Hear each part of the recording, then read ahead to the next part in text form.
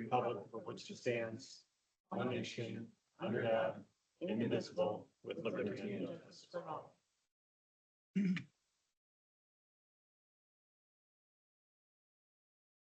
All right, first up is open forum. Sounds like we don't have anyone signed up to do that tonight.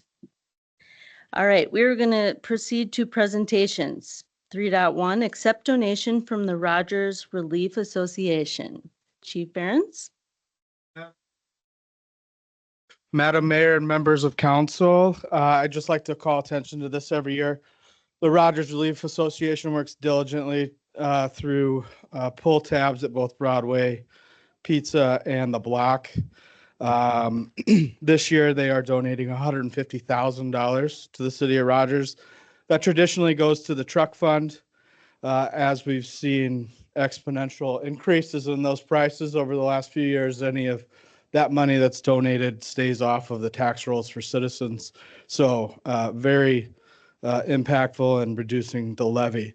Over the last 5 years, they've averaged a donation of $187,000 annually. So I would like to just call attention to that and recognize that. We've got the big check for me and Mike to take a picture, and I don't think he wanted to talk. So You said it all, Chief. so just thank you to them.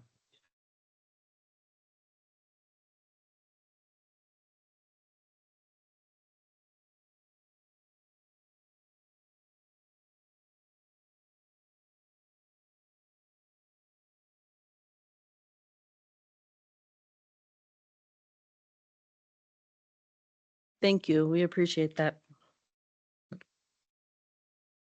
All right, we will move on to approve agenda. Council members may add items to the agenda for discussion purposes or staff direction only.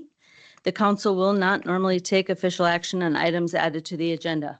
Anyone have anything to add? All Move right. to approve the agenda as printed. I'll second. All right, I have a motion and a second. All in favor? Aye.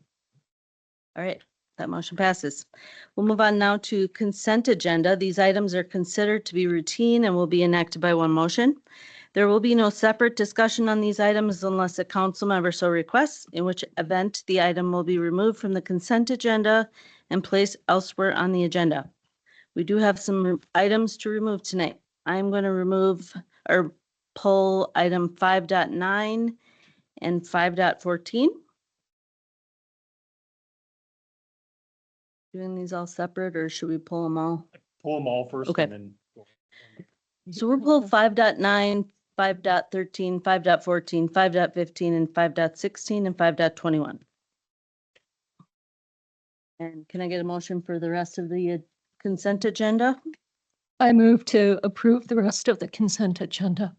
Second. All right, I have a motion and a second. All in favor? Aye. Aye. Okay, we'll start for 5.9.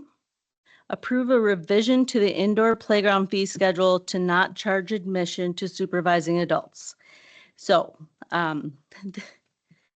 we can have the staff discuss this too, but I know this was a pick on our bulletin board on Facebook, but initially our turf facility, we had adults being charged as well as children for the indoor playground. And I know we did get a lot of feedback on that. So we did make an adjustment to that, to our fee schedule. And I don't know if staff wanted to make a comment on that, but that adjustment is now that the children will be charged and not the supervising adult. Anyone want to add anything? We just wanted to call that out so everyone could hear it out loud. I'll make a motion to approve a revision to indoor playground fee schedule to not charge admission to supervising adults. second. All right. All right, I have a motion and a second. All in favor? Aye. All right, that motion passes. And then Joel, I think you were going to talk about 5.13. Resolution authorizing the acquisition of budgeted maintenance materials and supplies for the calendar year 2026. I think it's important that we discuss this just to get the upper level view with the emphasis on finances throughout the state of Minnesota right now to ensure our general public that we have the policies in place to maintain these procedures and that we have no red flags in our audits going forward. Bridget, could you comment on that, please? Yes, thank you, Madam Mayor and Council. What this item is doing and what is done annually every year with these specific maintenance supplies and materials is it allows us to purchase these quantities according to the purchasing policy. So, you know, if they still do exceed the threshold, they get brought back. But with the purchasing policy, you also have to take into account cumulative expenditures. So we are purchasing a lot of, you know, crack sealing or gravel that may exceed our purchasing policy thresholds. So what this does is allows us to purchase that without coming back to council every single time we need to do that. That requires a lot of staff time and effort. And then at the end of the year, we watch this continuously throughout the year with budget to actual. It's audited once a year. And any discrepancies are identified and noted. In the past, we've not seen any issues with doing this procedure, so it works very well. Our auditors haven't had any objection to this? Correct. Thank you. With that, I move to approve. I'll second. I have a motion and a second. All in favor? Aye. All right, that motion passes. Then we have 5.14, which I pulled, approval of resolution 2026-2. So this is approving 2025 donations. I wanted to call this out because we did get a significant amount of donations this year to the city for a variety of reasons, but there are, I wanted to call them out. So Excel Energy Foundation, which is a donation to the police department. David Sheldon, donation to the police department. Rogers Lions Club, Shop with a Cop donation. Target, Shop with a Cop gift card. DiMaggio's Pizza, Shop with a Cop pizza, which was an in-kind donation. Vision Transportation, Shop with a Cop transportation. Advanced Extrusion, Fire Department Public Education donation. Richard and Amanda Del Vecchio, Fire Department donation. Rogers Lions Club again, Fire Department Fire Prevention donation. The Block, Fire Prevention donation. Rogers Fire Auxiliary, Fire Department donation. Rogers Youth Hockey Association, South Community Park donation. Rogers Otsego Youth Baseball, South Community Park donation. And then Rogers Fire Relief Association, Fire Capital Fund donations, which we talked about earlier. So pretty significant donations, and we just wanted to thank you all. Thank you. With that, I will make a motion to approve 5.14. I'll second. I think we both did Amy. it at the same time. All right, we have a motion and a second. All in favor? Aye. All right, and that motion passes. And the next one's 5.15, which is again Joel.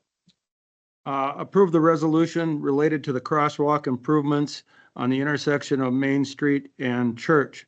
Wanted to bring this up because I appreciate staff reaching out, getting the permissions that we can move forward on our own without having to do the red tape of Hennepin County.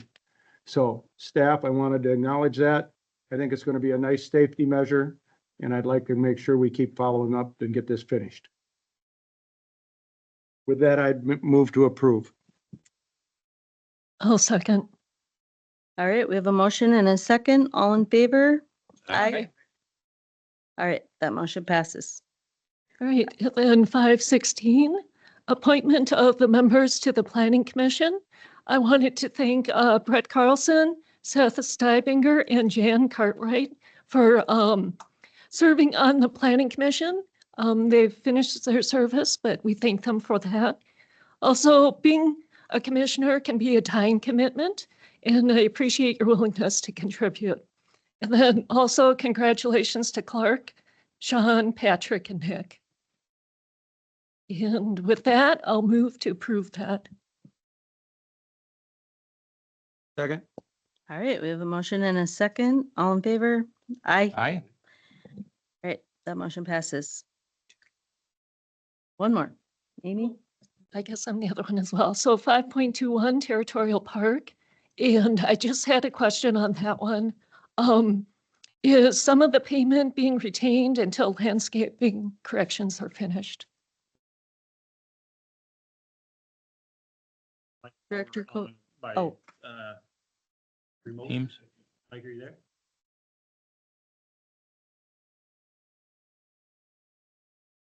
Director Bauer, are you on the line?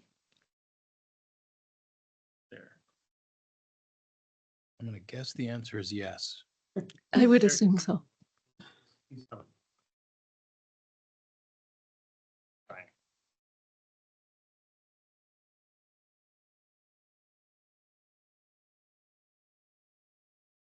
Mike, are you able to join? If not, that's fine. I can wait for an answer. I'm assuming yes. Yeah, I think he's having trouble joining Okay, with our new that's fine. Okay. system here. I'll move to approve 5.21, approval of change orders for Territorial Park construction project. Second. All right, we have a motion and a second. All in favor? Aye. Aye. That motion passes. All right, we will move on to, all right, we have no public hearings tonight. We'll move on to general business. 7.1, swearing in and badge pinning for RFD officers and firefighters. Chief Aaron's. Madam Mayor and members of council, on behalf of the Rogers, Minnesota Fire Department, I want to thank you for being here tonight, as well as family and coworkers, for a very meaningful time. We're grateful to our city leaders, families, friends, and community members who took the time to join us tonight. Your presence cumulatively matters because behind every firefighter and officer you see tonight is a network of support that makes this service possible. Tonight's more than badges and oaths. It's about commitment. The badge is not just a piece of metal. It represents trust from the community that our firefighters and officers will act with integrity, professionalism, and compassion. And an oath that's taken tonight is not just a set of words. It's a promise to serve faithfully, protect life and property, uphold our values, and stand ready for others. To families and loved ones in the room tonight, your role is just as important. You share in the late nights, the missed holidays, the interrupted dinners, and constant awareness that your firefighter or officer may be walking into danger. Your support makes their service possible, and we sincerely thank you, and I'd like to give them a round of applause before we move on.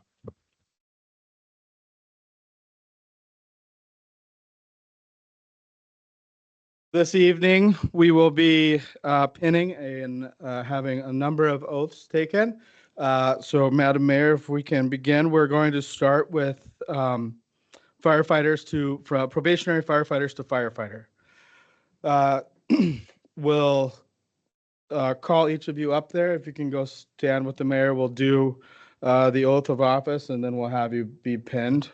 But this evening, Jake Palmer will be promoted from probationary firefighter to firefighter.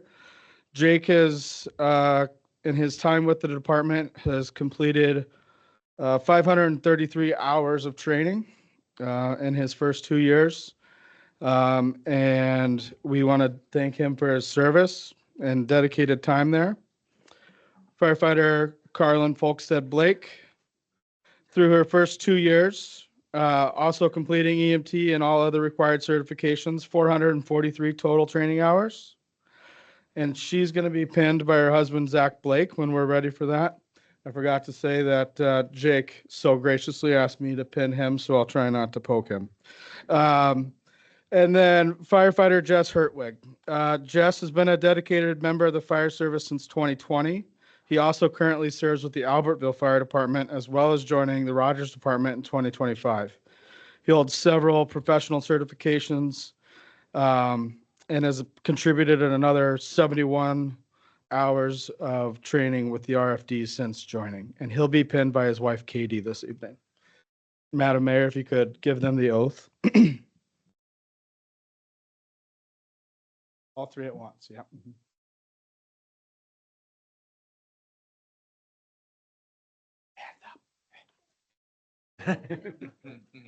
Make it count.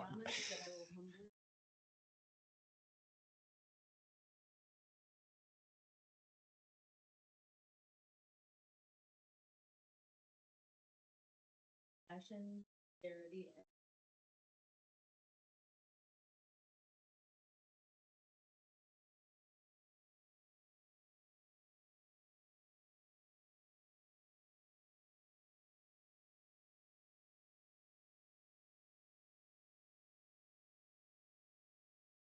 that's positively fire department.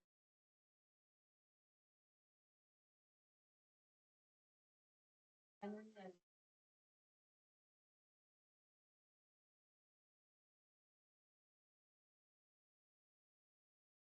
laws of our state and the of the city. Faithfully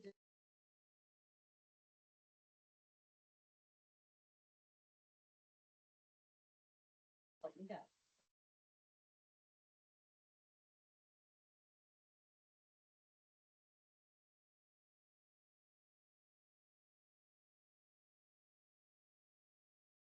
And if Zach and Katie could join up there, we'll also do the pinning.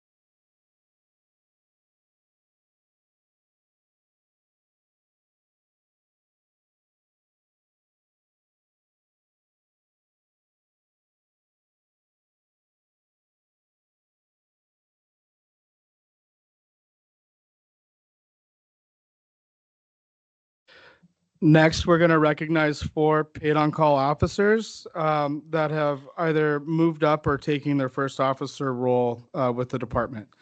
I'll call all 4 of you up. Once I'm done introducing you, the mayor will do the oath and then we'll do the badge pinning. First up this evening would be Captain Aaron Endy. Aaron has been a dedicated member of the Rogers Fire Department since 2015. Throughout his service, he's played an active role in training and educating fellow firefighters, contributing significantly to the department's first mentorship program and responds to over 60% of calls for service routinely. Captain Endy's commitment to the Rogers Fire Department is evident not only in his operational duties, but in his passion and for professional development and mentoring new members. We're excited to see his influence as a captain. He holds all the required certifications, and tonight he'll be pinned by his brother, Lieutenant Joel Endy. Next will be Lieutenant Wes Gadatis. Wes has served with the Rogers Fire Department since 2013.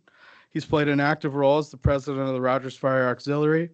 He consistently responds to more than 30% of all service calls, and Wes holds all the required professional certifications. And tonight he will be pinned by his children, Kaya and Hayden. Got that right. Perfect. Next, Lieutenant Mike Parker. Mike has served with the Rogers Fire Department since 2012. Throughout his tenure, he's been an essential contributor to the department's radio communications and programming systems, playing a key role in implementing, updating, and troubleshooting critical radio operations. In addition to his technical contributions, he consistently responds to over 35% of calls for service, and he holds all the required certifications. Tonight, he'll be pinned by his wife, Beth Parker. And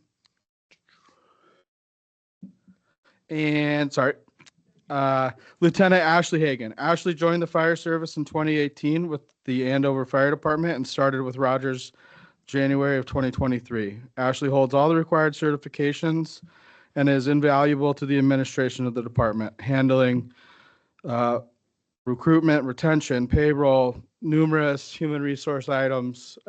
She keeps the wheels on the bus and does a lot that I don't think even our own members recognize and realize. So very happy to see this for her.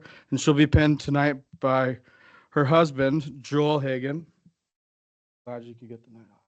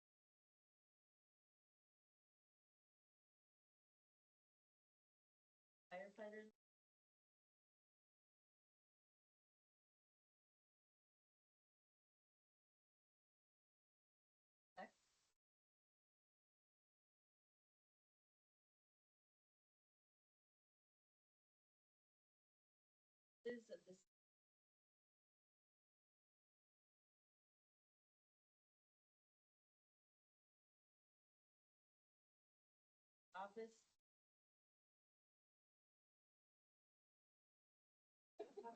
To the best of my judgment and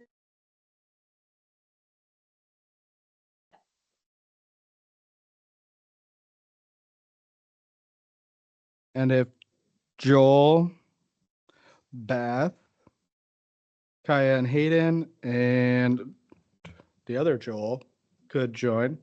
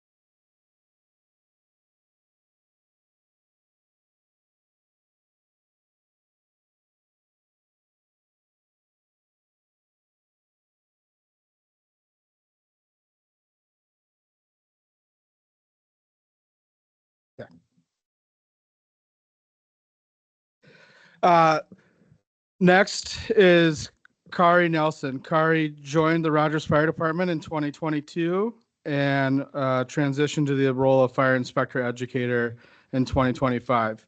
This is the first prevention position for the Rogers Fire Department outside of the deputy fire marshal. And she has jumped into this role eagerly and already conducted a tremendous amount of education and facilitation throughout the city.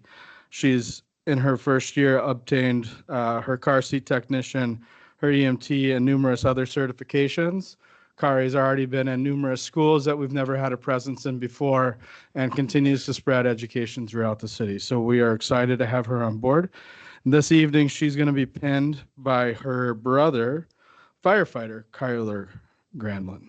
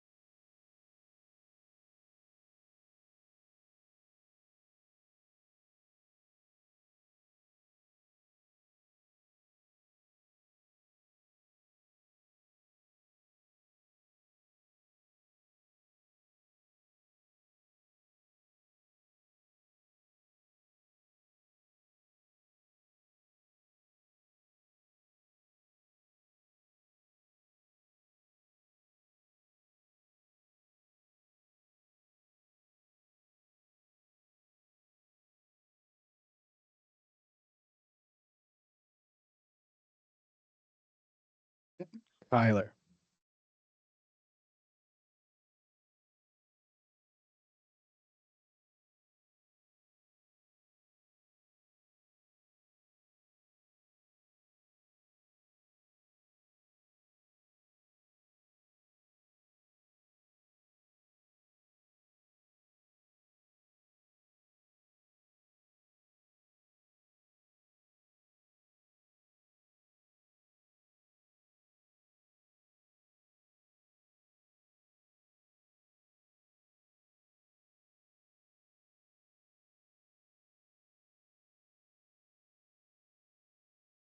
And last but certainly not least, two assistant chief positions this evening. First, Assistant Chief Josh Bebo. Josh joined the fire service in 2005.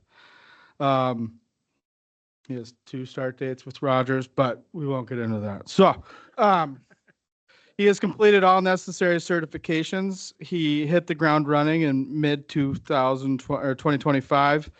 This was the first full-time chief position added to the Rogers Fire Department outside of the chief. Josh is in charge of training and health and safety. Josh has continued to advance and progress our training programs. I truly appreciate his dedication to responding to calls at night so I can take a little bit of a break. So sorry, his wife and children, but my wife and children appreciate it. So I do appreciate everything you're doing, and I'm excited to see where this leadership team will come. And this evening, he's going to be penned by his wife, Katie, Deacon, and Casey, his children. Next, Assistant Chief Jason Albers. Jason will be the Assistant Chief of Community Risk Reduction / Fire Marshal. That does fit on a business card. Jason has joined the fire service in 2007 with the Eden Prairie Fire Department. I do want to call out that a number of his colleagues from Eden Prairie are here to support him this evening. Jason joined the Rogers Fire Department in 2024, and I was very excited to have him join our team. He's a very sought-after fire prevention mind in the state, and I think we are extremely lucky to have him in Rogers. He holds all the necessary certifications. He's continued to advance his certifications, even taking some since coming here. And he holds his CFI, which less than 2,400 people in the world have. So again, very happy for him, very glad he's here, and I'm excited to see what he can bring to our leadership team as well. This evening, he's going to be pinned by his daughter, Carly, and JoJo, his granddaughter.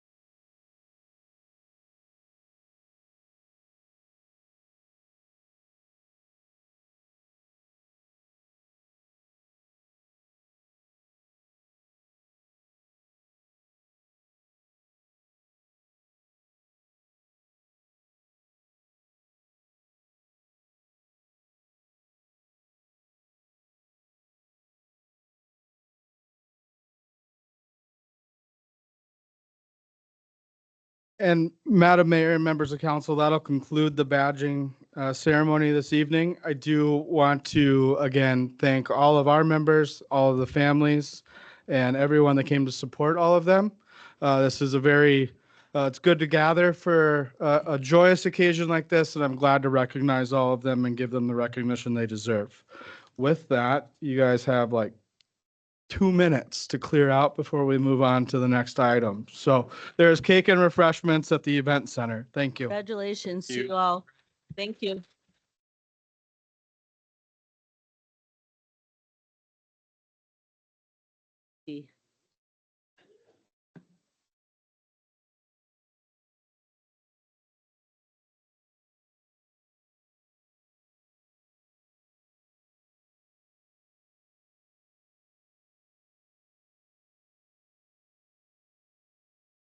Moving along with this focus.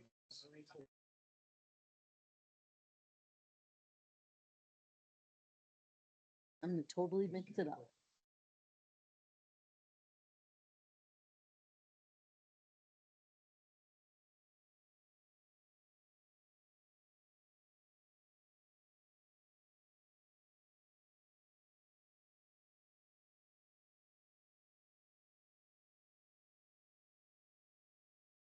All right, let's move on to 7.2, which is our annual appointment process. We have our City of Rogers official appointments list here. We have our list from last year and our fresh sheet for this year. The first up is acting mayor. This past year it was Kevin Julie. Any takers for 2026?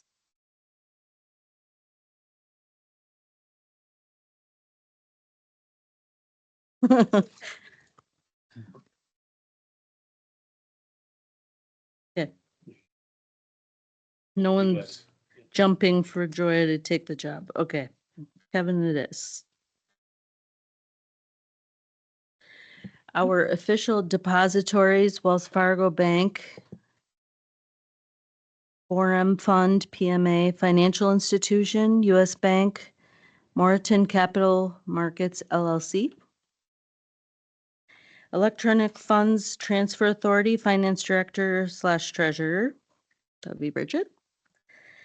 Bond and Economic Development Legal Counsel, is it Kudak Rock? Okay, LLP.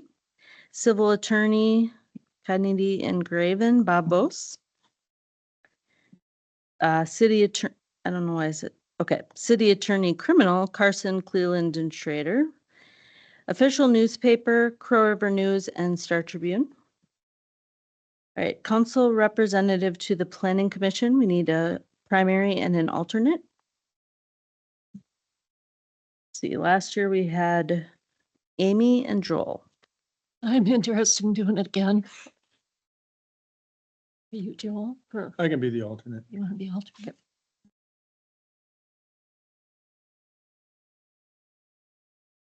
Same as last year? Okay. Mhm. Council representative to Park Commission. I'm happy to do it for the 10th year in a row.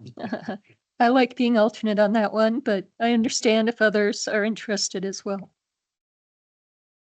Yeah, I mean, Yeah, I'm I happy like- to switch around if anyone is interested. I'm willing to switch if you want. Or you can be either. We kind of go the same. Yeah, you anyways. and I switch around anyway. Okay, we'll continue that. So same as last year. Yep. Okay. Okay. Arena Commission last year was Mark Iden and Kevin Julie. Okay. Same. Okay.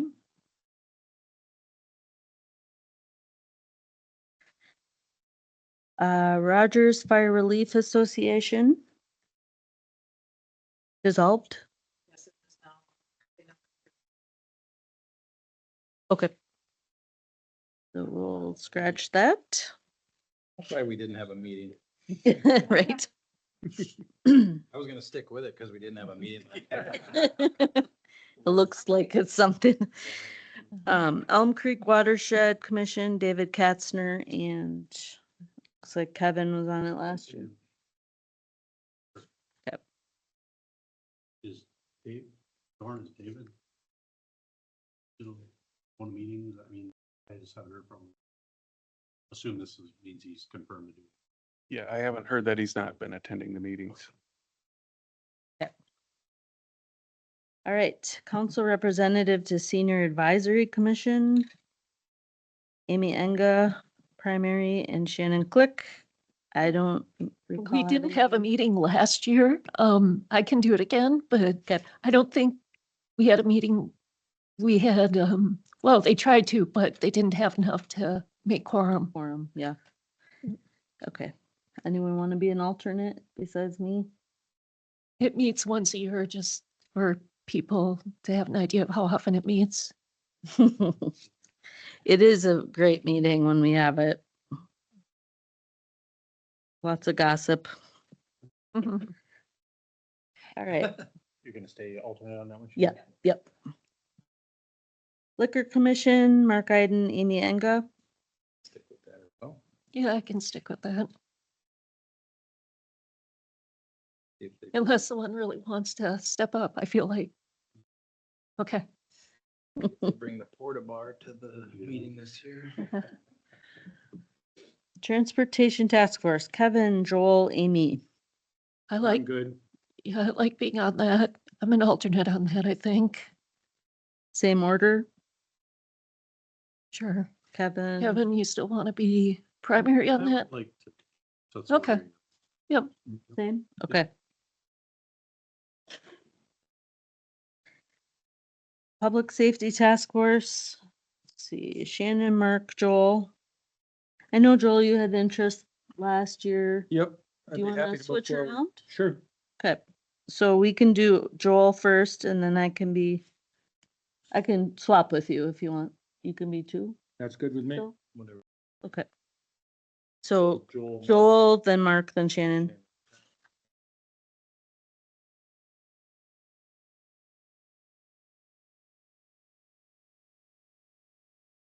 Okay, we have our assistant weed inspector, Scott.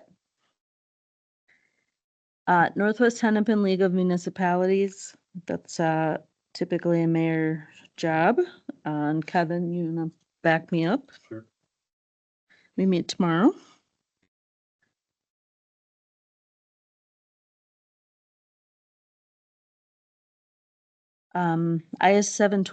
ISD 728 referendum committee. I think Amy, Is- you're on that one. Yeah, is that one continuing? As far as I know, but I don't. Yeah, Okay, I think it would be good to appoint okay. task force. Having Joel.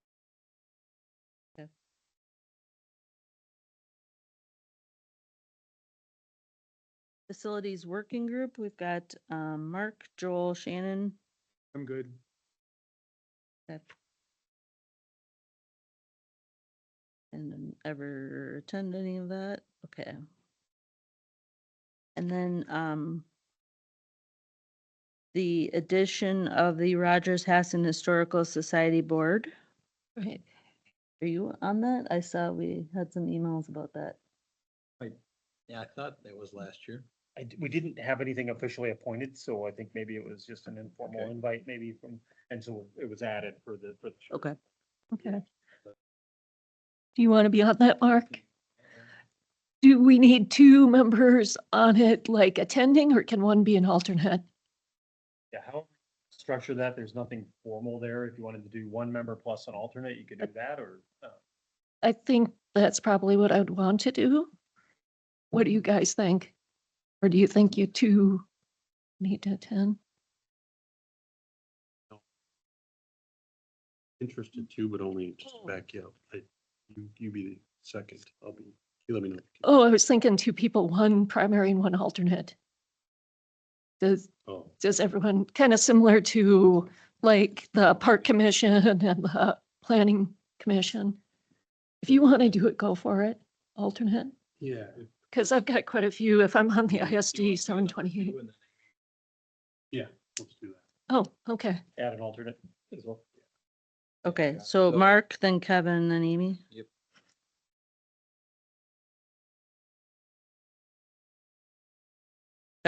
Okay, yeah, well, I've got quite a few on this one, so. And then Economic Development Authority Chair Shannon Click, Economic Development Authority Secretary Steve. I don't know why I said Steven. No one calls you Steven. My mom. All right, and then members, the rest of the council. Anything else? That was record time, That is also the fewest changes I think we've ever had. right? Just a motion and a second on. All right. Can I get a motion on Yeah. this list? I'll make, oh, God, I'll move to approve the appointments as discussed. I'll second. All right, we have a motion and a second. All in favor? Aye. Aye. All right, that motion passes. Thanks, everyone. That's my agenda. All right, we'll move on to 7.3, approval of AKA Sport Facility Rental Agreement at the Health Partners Field House for summers 2026 to 2028. I think we have Director Bauer now. Okay.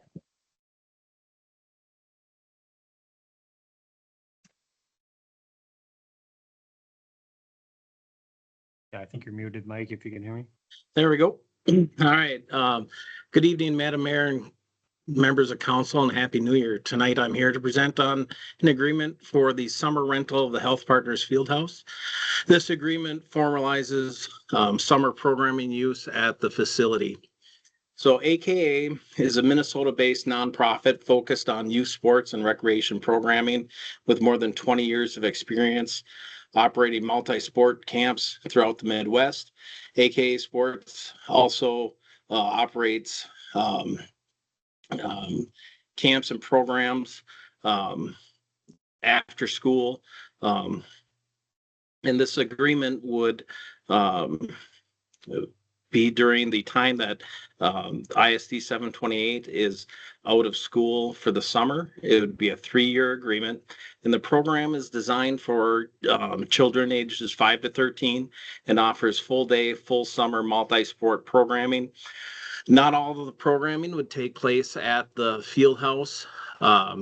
They take lots of field trips, and then they're also looking at using some of the fields with an agreement, a separate agreement with ISD 728. And they also run the same program in Ramsey, Circle Pines, Blaine, Hopkins, and Eden Prairie, as well as other after-school athletic training options. So under this agreement, AKA is granted non-exclusive access of the field house for their camp programming, Monday through Friday, 7 a.m. to 6 p.m. They would be able to, the approved spaces for use would be half of the turf field, the meeting room, in order to provide lunch from 11:30 to 1 p.m., the playground, and then an area of the parking lot that we'd be able to block off so they could bring in some basketball standards and have some outdoor recreation on the hard court. The city retains the authority over scheduling and facility coordination.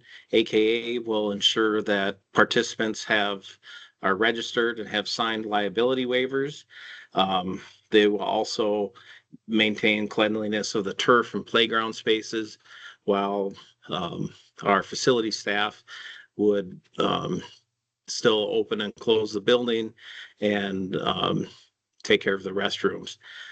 They would also provide the required insurance coverage, and they would on demand provide accounting to show that we would receive 12% of all program participation revenue. This revenue share model does activate a large block of weekday summertime that to date we haven't had much interest for that time of year.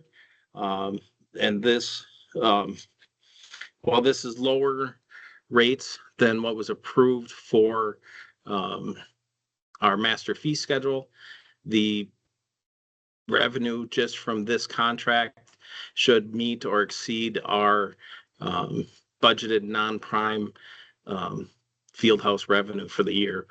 They would pay $4,000 down payment this month, and then there'd be 4 remaining installments due at the end or after the first of the following month. So we would be paid in July for the June use, and then so on through the season.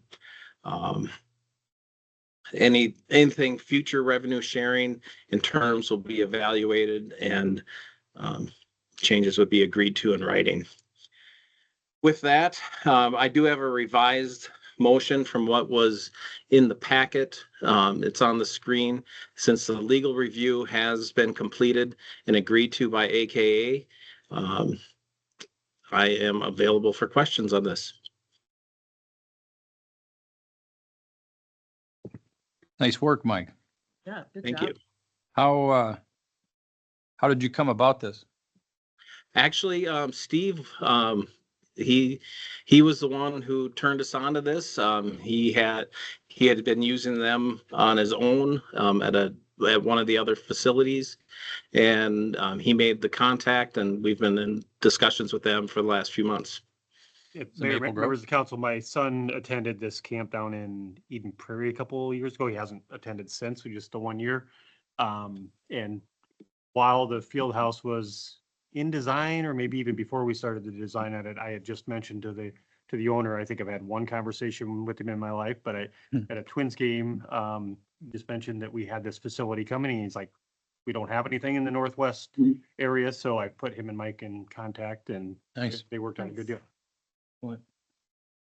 Yeah, it's nice that you have an option to use it in the summer during the low I season. would just say it was a good program for our family for the summer that we used it. Awesome. Well, I would move to approve the rental agreement between the City of Rogers and Active Kids Association of Sport for summer programming at the Health Partners Fieldhouse for 2026 through 2028, and authorize the mayor to execute the agreement. Second. All right, we have a motion and a second. All in favor? Aye. Aye. All right, that motion passes. All right, we'll move on to 7.4. Approve IMS permitting and evolve Digi plan review software contracts.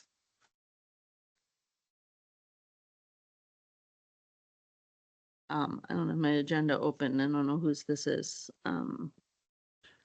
Pat, did you miss cake for this?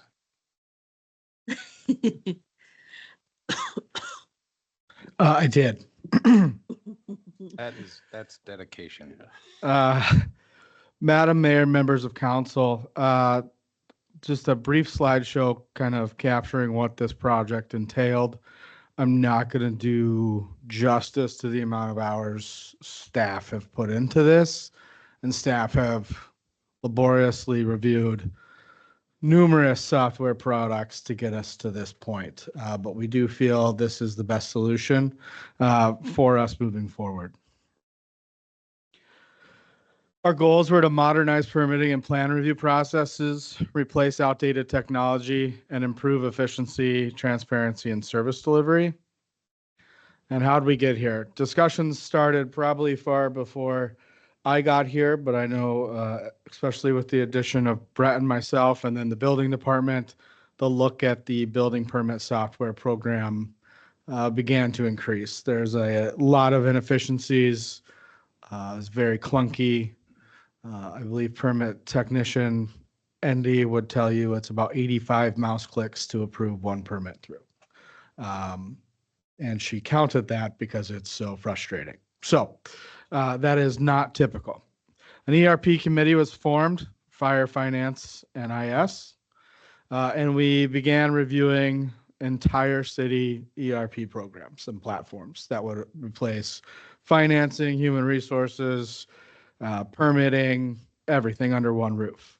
When we got to the end of that process, we reviewed two products in depth there, with vendors coming to the city and giving full day demonstrations, multiple meetings past that.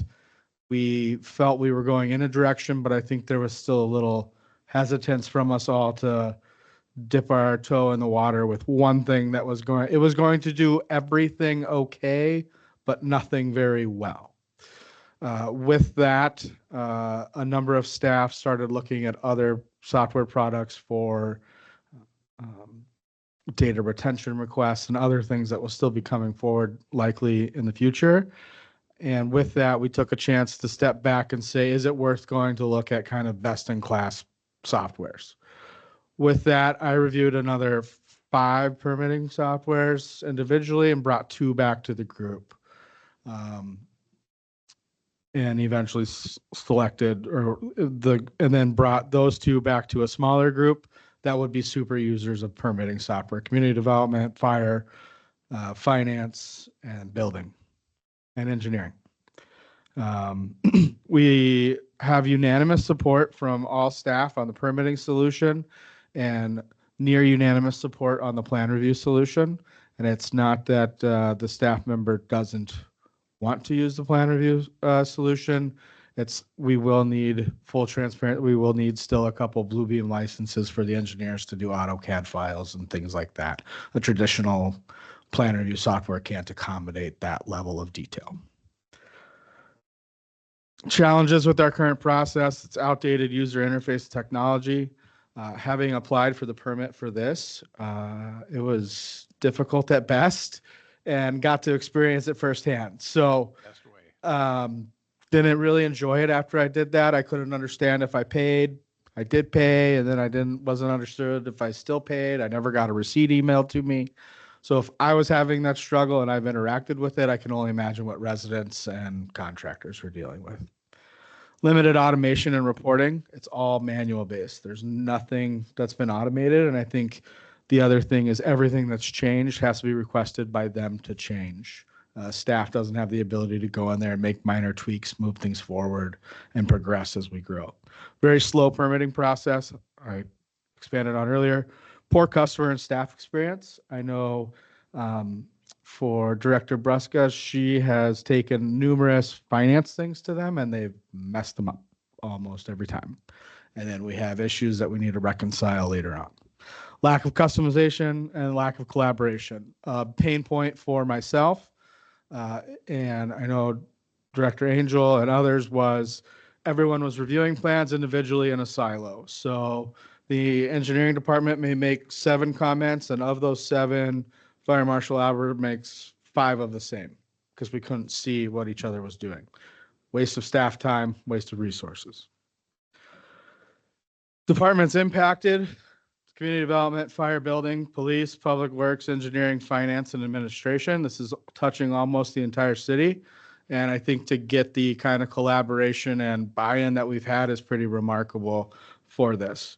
I'm not ignorant enough to believe there won't be any pain points as if we do get this approved and implement, but we're excited for the progress we've had. So IMS permitting software, which was selected by the group, is a cloud-based modern permitting platform. It's got automated workflows. It's online applications and payments completely, and advanced reporting and dashboards. It performs all the needed functions. One nice thing is the IMS is also used by the state of Minnesota, so all contractors' licenses and things are already built into it. So we're not having to send somebody out to another platform to realize. And a number of the contractors have experience in using that platform. And DigiPlan Plan Review. This is a built-in solution that will fully integrate with IMS. It's a digital plan review solution. It's collaborative, markup comments, and version control. One exciting feature is as people submit additional plan sets after the original comments go out, it versions. So now we only have to go back and look at that one little area versus before you reviewed 200 plans, they came back in and you really had to look at 200 pages again because you didn't know, did they change something? Did they tweak something? So very good reduction in staff time there. Seamless integration and standardization of plan submittals. This was fully reviewed by IS Finance, and I forgot to add Bob. Bob took a look at these as well. It meets IS needs. The service level agreement for IMS permitting exceeded all of Jason's expectations and actually used that for others. And then DigiPlan obliged us as well. They're all secure. They all meet all of the IS requirements for security. There's ongoing support. Both have AI help tickets, which we've never had before, and then live support as well as needed. It meets the finance department's needs, pushing reports to them as needed. And one thing, both of them have a full audit trail. To Joel's questions earlier this evening, if someone goes in and tries to skim a little off the top or move a project forward and we didn't know where it went, full audit trail throughout the entire system that we can go back and see who touched what, when, and why. Another thing we wanted to do is make sure this was a future-proof product. We didn't want to get into this and in 2 years be like, oh, this isn't enough. Additional modules that we're entitled to that we're not going to probably take right off the bat: zoning enforcement, so nuisance weed complaints, commercial property maintenance, things like that, rental licensing, eventually look to get police permits, special events, and then both programs are including AI into their development, which is whether you're a fan or not, it's very interesting to see some of the things that it could do kind of to help decrease some of that upfront administrative time. Key benefits: faster permit, reduced errors, improved staff productivity, better customer experience, reduced administrative time, and scalability. I think the one thing for Brett, a lot of his applications and things today are still on paper. All of those are going to come into this platform. I think we can take in additional things from engineering and public works that are still on paper.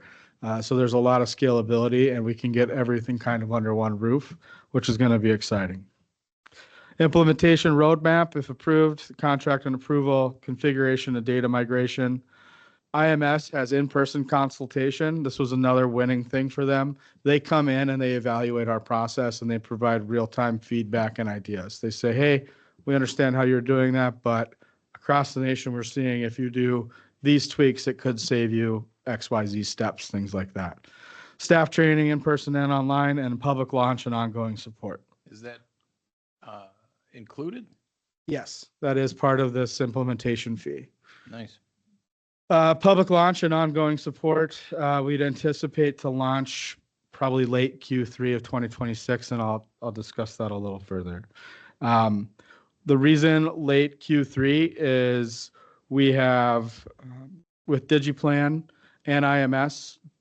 IMS is already migrated with their parent company of DigiPlan, so we're kind of the guinea pig, for lack of a better term, to bridge that. But with that, IMS gave us a $30,000 discount roughly off of the implementation schedule, knowing it was going to take a little longer.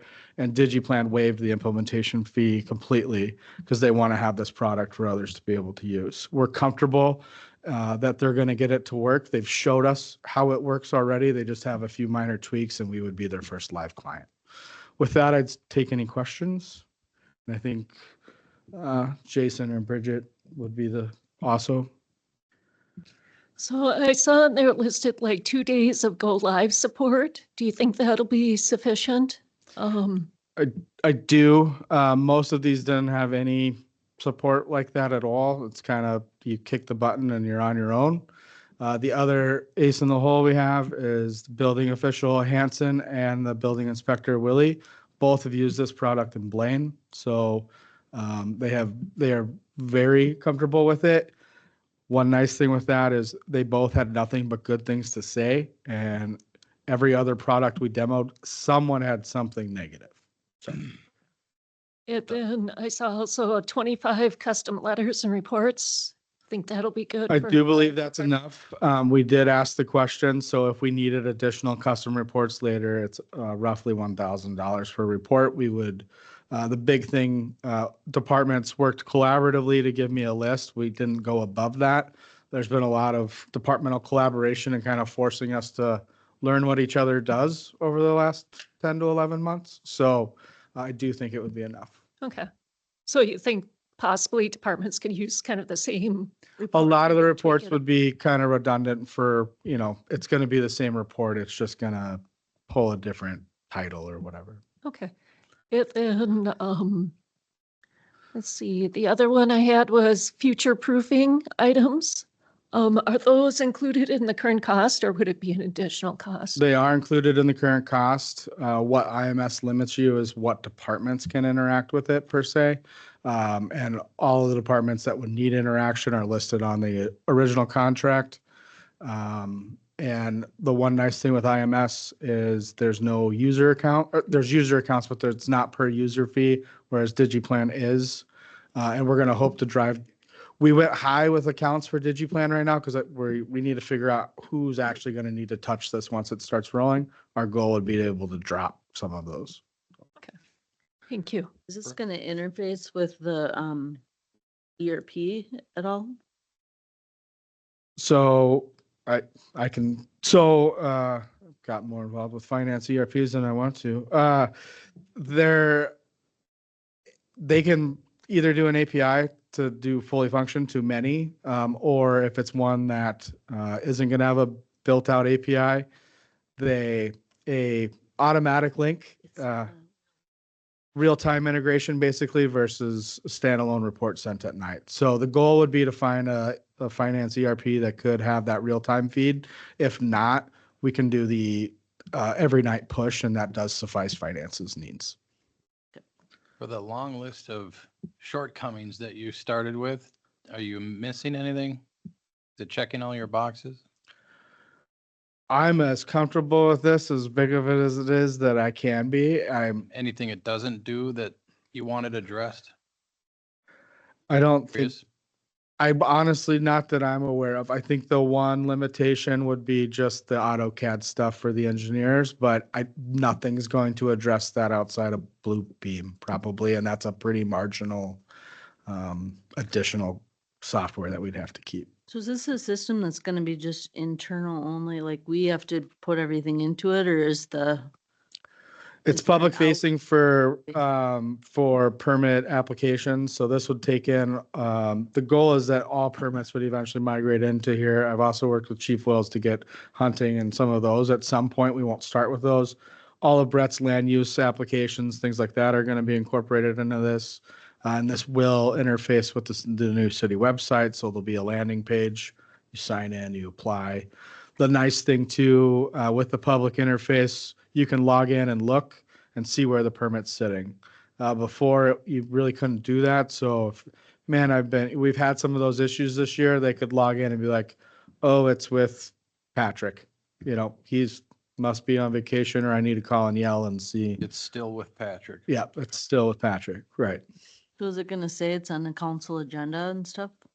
Once it's approved, they kind of get issued the permits. So the land use applications, I don't know how that'll fully interact, but it would be the ability to collaboratively review plans, I think is huge. That's going to save so much staff time. So, and then the departments that originally ERP were looking to have all together, now they're going to be separate. I just want to make sure I'm clear on that. Would be finance, public works, so asset management, public works, and data request software for administration. Yep. So I think the softwares you'll see brought forward shortly would be data request management, which I think she has in 2027, or for the budget process for this year to here. Asset management, which has been being reviewed, and the one that I think is leading that does integrate with this program as well, which is helpful. And then finance is going to need a new program as well. HR's kind of started down this path already, so we don't really need to reinvent that at this point. And payroll would stay with ADP, I'm assuming. Any other questions? With that, I would look for a motion to approve the purchase of IMS permitting and Evolve DigiPlan review software. Mayor?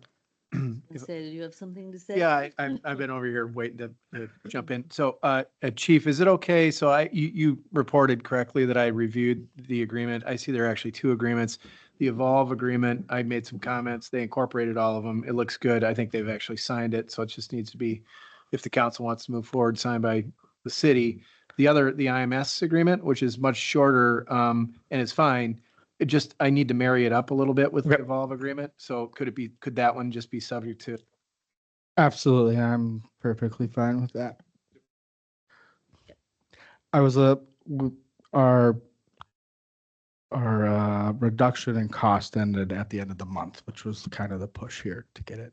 So Gotcha. Questions, anyone? No, nice work, but it's really nice to hear Mm-hmm. that everybody, well, not only, I mean, you guys are top performing staff anyway, but just found a solution that really seems to work for everybody, with the exception of the AutoCAD. engineers. Not insurmountable, Doran? Madam Mayor, council members, the difficult part we have is especially on our public improvements, we use AutoCAD, and this software can't read AutoCAD, unfortunately. And that's the base platform that we use. I know Councilmember Julie uses it at his work as well, and so we'll work around it. That has more to do with our public improvements than it does with these private development projects and construction projects, but we'll get over it. So what CAD program does this accept? Does it accept any CAD program or just are the files too large that it won't handle it? It's just not built to be that detailed. A building plan review, fire plan review, community development, we're not going down to that level of granularity. So it's more of a markup and versioning tool to meet the needs of permitting, like you said, the public improvement sides. I don't want to go into the weeds, but I mean, is it file conversion? You just have to find a way, you have to save it in a certain manner to get it to take it in, or? Madam Mayor, council members, if we wanted to use it, say, for example, public improvement projects, we'd have to convert everything to PDF and then go into it and do all of our markups. It doesn't actually make a change, it just marks it up, Yeah. basically redlines it. Which kind of defeats the purpose of streamlining. Like if you're converting all the files. Then you have right? to go back and do your changes anyway. Yep.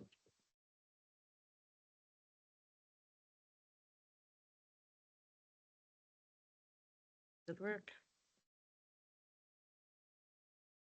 So I guess I'd be looking for a motion to approve the purchase of IMS permitting and Evolve DigiPlan review software with the adjustments as needed by city attorney.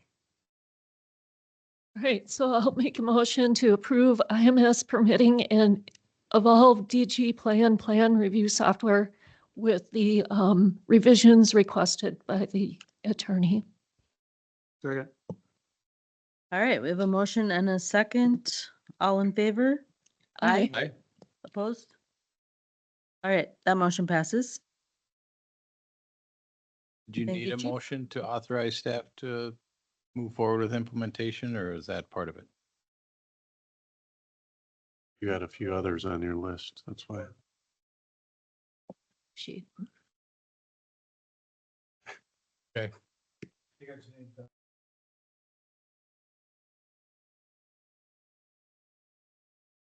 Is that on the list of things It to w- do? It was the third one, but if Oh, gotcha. Let's go you're ahead gonna, and just you're gonna do it. purchase it, and I'm sure you won't let it sit on the desk. Right. All right, 7.5, approve AIA document A133-2019. Standard form of agreement between the city of Rogers and Terra Construction for construction manager at risk for the police department, City Hall Civic Campus, city project number 2202.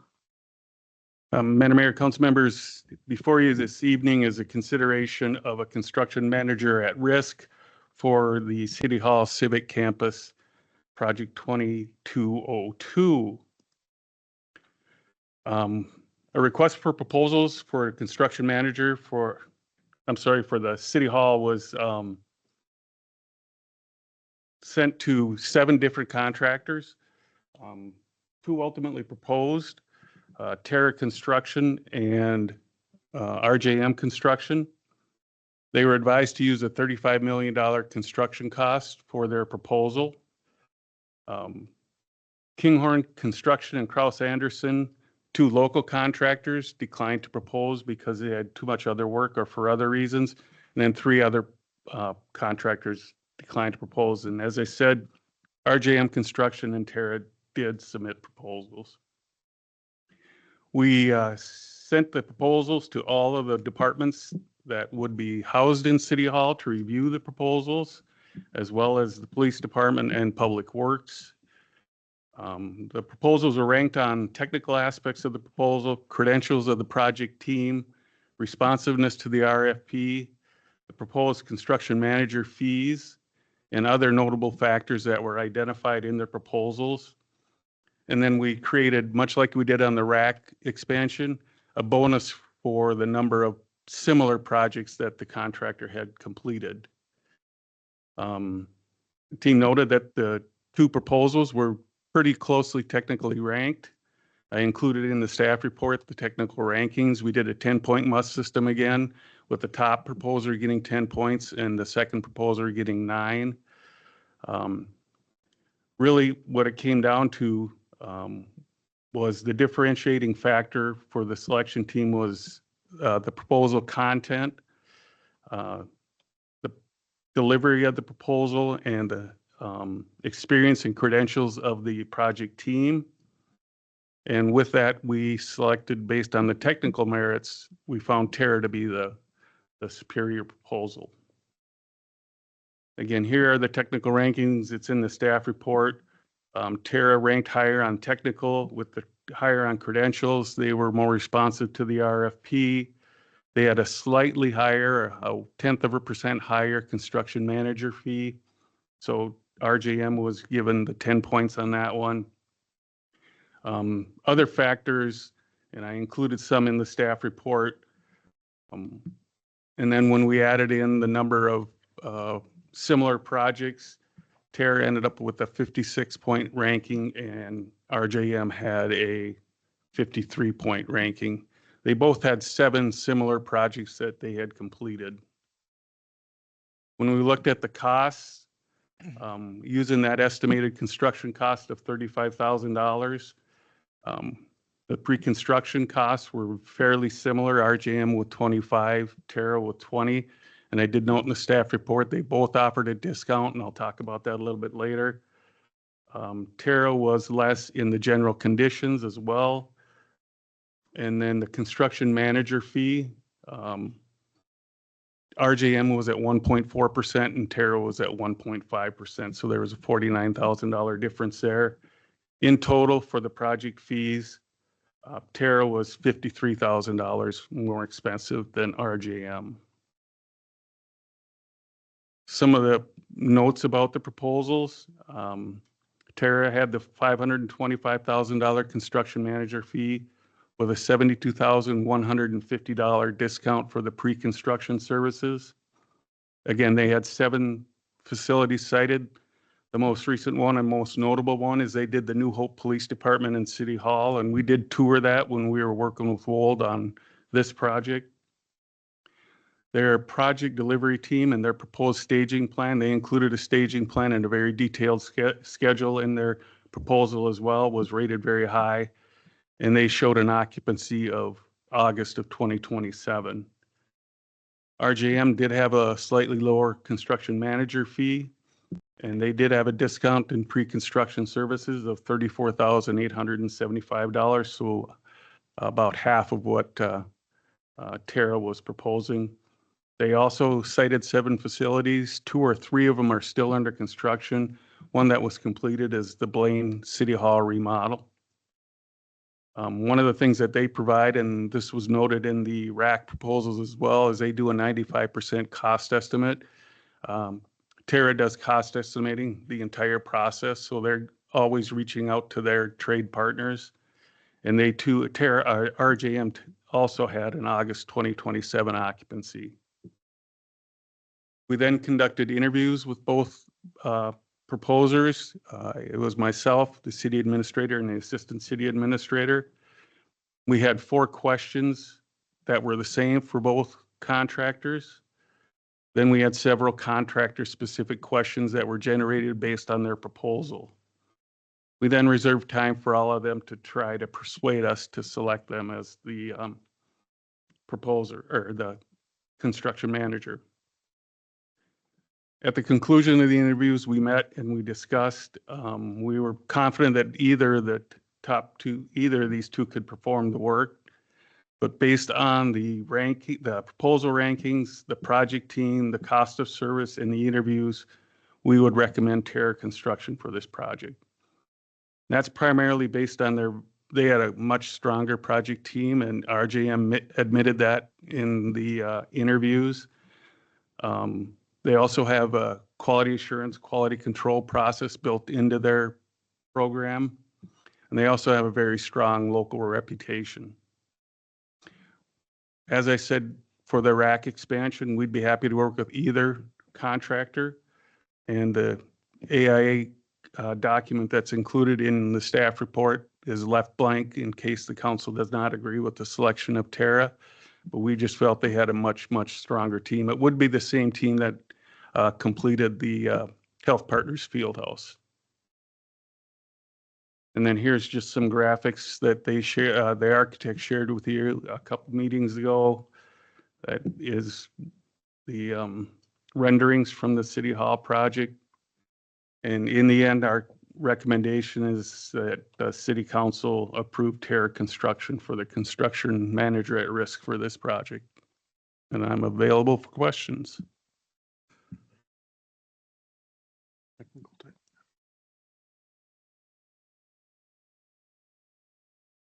Yeah.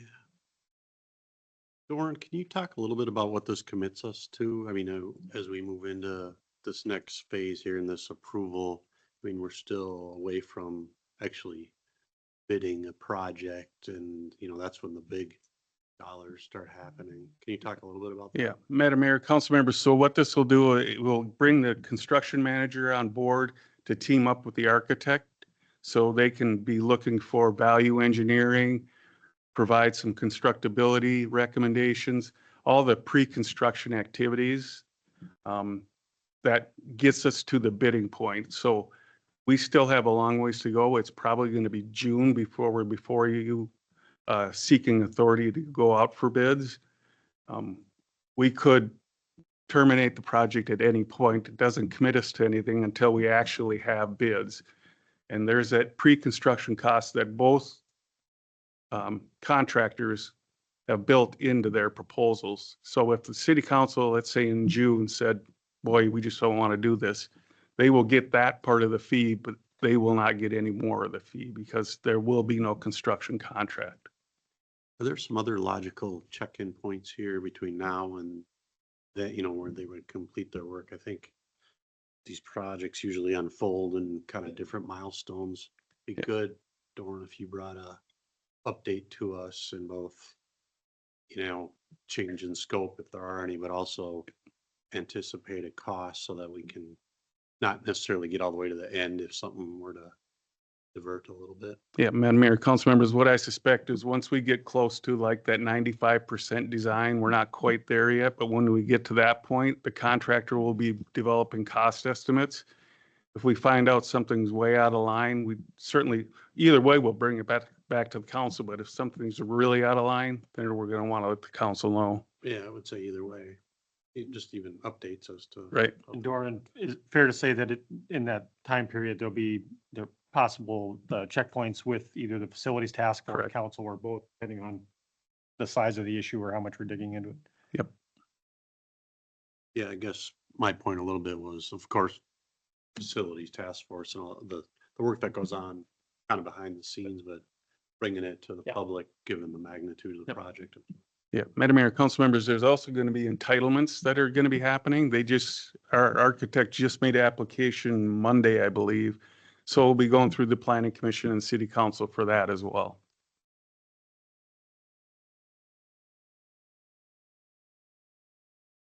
Doran, just one other thing in the write-up, this really doesn't matter, but I noticed there was a reference to the rack expansion. One of the paragraphs, request for proposals for CMR at the rack expansion was issued in October. You mean the campus, right? Yes. Not that it matters, it's just for the record. Yeah.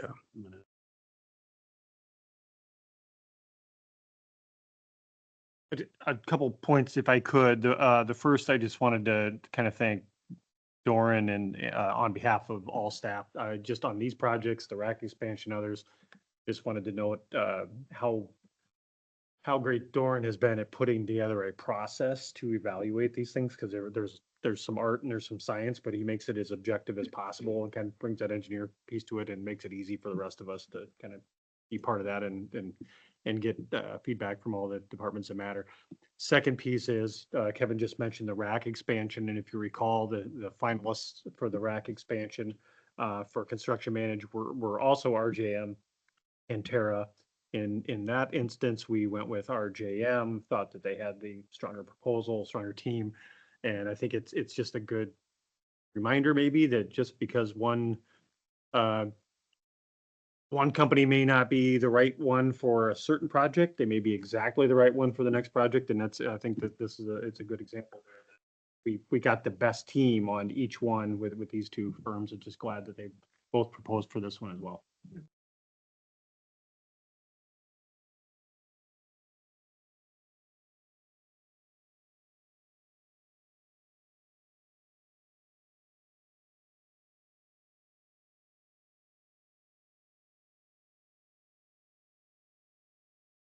So I don't have the agenda packet open in front of me, but for the pre-construction portion, how much were the fees for that portion versus continuing on?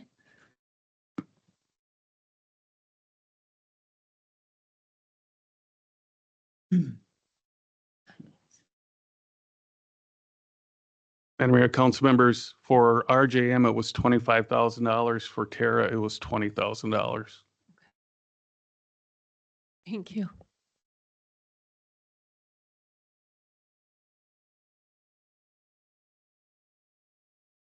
Any other questions or comments?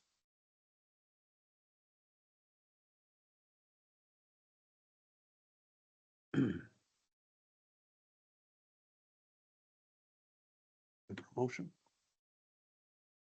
Yeah, I can make a motion. I gotta find it here. Approve the AIA document A133-2019, standard form of agreement between the City of Rogers and Terra Construction for construction manager at risk for the Police Department City Hall Civic Campus, City Project number 2202, or 02, I guess. Second. All right, we have a motion and a second. All in favor? Aye. Aye. Opposed? All right, that motion passes.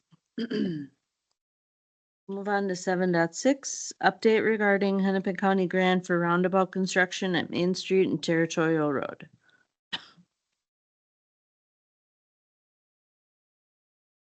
Is this you too, Doran? Yes, it is, if we can get this to work. We were having a little trouble with this earlier. All right, Madam Mayor, council members, this is just a quick update. It was in your weekly update, not last week, but the week before, regarding the Main Street and Territorial Road roundabout, City Project 1811. In May, staff applied for a $500,000 Hennepin County cost participation and partnerships grant for constructing a roundabout at the intersection of Territorial Road and Main Street. On December 19th, we were notified by Hennepin County that we will be receiving the maximum amount of award under that program of $500,000. This project is included in the capital improvement program with the Main Street project for construction in 2027 when the Fletcher bypass is complete. The total project cost in the CIP is around $9 million. And we're currently working with the county on a jurisdictional transfer agreement. Our comments have been sent back to them probably back in November, and we're still waiting comments back from the county. The cost of the roundabout is about $1.5 million based on the Wood Lane roundabout that was recently constructed. We do have a preliminary design and a preliminary plan.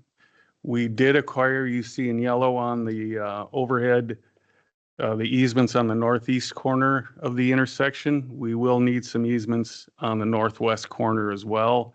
We think we can fit it in within the boundaries of the easements on the south side, but we do have a preliminary plan. This was submitted with our application. We have a kickoff meeting with Hennepin County tomorrow on this particular project. I've got a draft RFP ready for engineering services to complete the design. We need county concurrence on the RFP before we can issue that RFP. And the roundabout could be constructed separately from the Main Street project, but it's probably best to wait till the Fletcher bypass project is done because there's going to be some road closures and such with that project. And I don't think we're ready enough to take advantage of those road closures.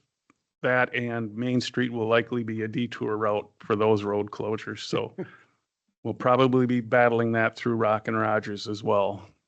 So that's really all I've got for an update, and I just wanted to bring it to the council's attention. It's exciting. Yes, and thanks for all the work on that, because this has been a project that's been discussed for many, many, many years. And I'm excited to see it happen. So it is exciting. Yes. In realistic terms, can it be done in 28? Madam Mayor, council members, with good weather and a good contractor, Fletcher bypass should be done this year. By the end of the year, we should be able to start construction in 27. In 27. Now you're on the record with that, remember? I said should. You know what others will hear though. But Thank you very much, Dorn. That's good to hear. Lauren, you mentioned the grant. Is there, that's one thing, does the county have any other funding available to help with this besides, I mean, that grant is kind of a standalone thing that you applied for and got through them, but they have other resources they can bring perhaps? Yeah. Madam Mayor, council members, through the jurisdictional transfer agreement, and brought back to the city council when we get it complete, their draft agreement had contemplated providing the city with the Main Street with a 15-year useful life. And what that to them meant, a mill and overlay. And for that, they had estimated the cost to be $1,015,000. That was going to be their contribution to the ultimate improvement. My response to the jurisdictional transfer agreement is A, you cannot do a mill and overlay on Main Street because they have overlaid over the gutter and up into the curb. And B, $1,015,000 won't cut it. So I'm waiting to hear back from them on that. Sorry, I was referring to the roundabout itself, just the roundabout. That's what you got the 500 grand for to build, just that, right? Just that part of the project. Job. Yeah. But then there'll be the jurisdictional transfer money that will go into the total project cost that could ultimately pay for part But of if the we roundabout. built it as a separate standalone project, seems like they could still contribute outside of the grant For, to me. for the intersection of two Yeah. current county roads. Yeah, exactly. I mean, I'm over that after however many years that we keep working on county roads and they throw us a bone, but that was the biggest question in my mind is we have currently two county roads intersecting and the grant is really all that we're seeing for it. Yeah. Madam Mayor, council members, and maybe just as a reminder too, that the county did just overlay Territorial Road 2 years ago too. So I think they probably believe they made a significant contribution to that intersection already. Do those property owners know status of this? Madam Mayor, council members, no, they do not. One of them is a new landowner. Okay. And my other question was, would there not be a leg to the south built into this? Madam Mayor, council members, it would be quite difficult. I'm trying to remember if I had the aerial photo on there. Agreed. That grade goes up pretty. Yeah, the grade is pretty significant to the south and the buildings are fairly close to the road.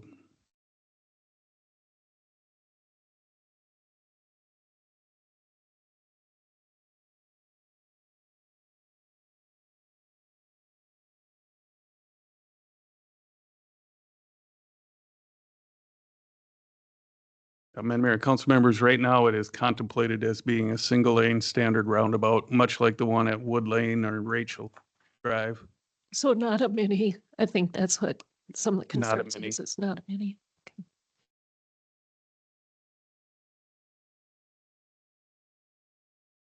Thank you for the update. Any other questions? No. Nope. I have no action on that one.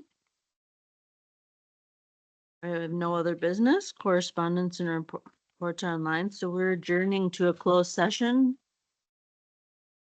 for consideration of offers for city-owned property pursuant to Minnesota statute 13D.05, subdivision 3C, PID 24-120-23, 32-0016, County Road 81, and PID 26-120-140063, Goldenrod Lane and Fletcher Lane. We will return. Thanks, Bailey.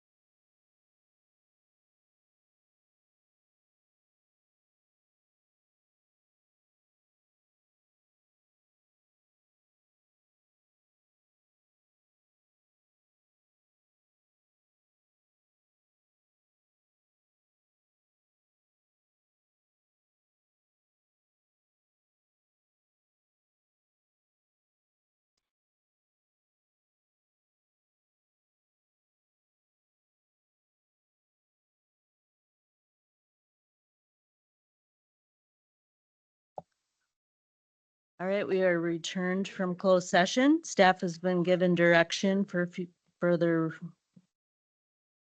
action. And we are adjourned. Thank you. Thank you.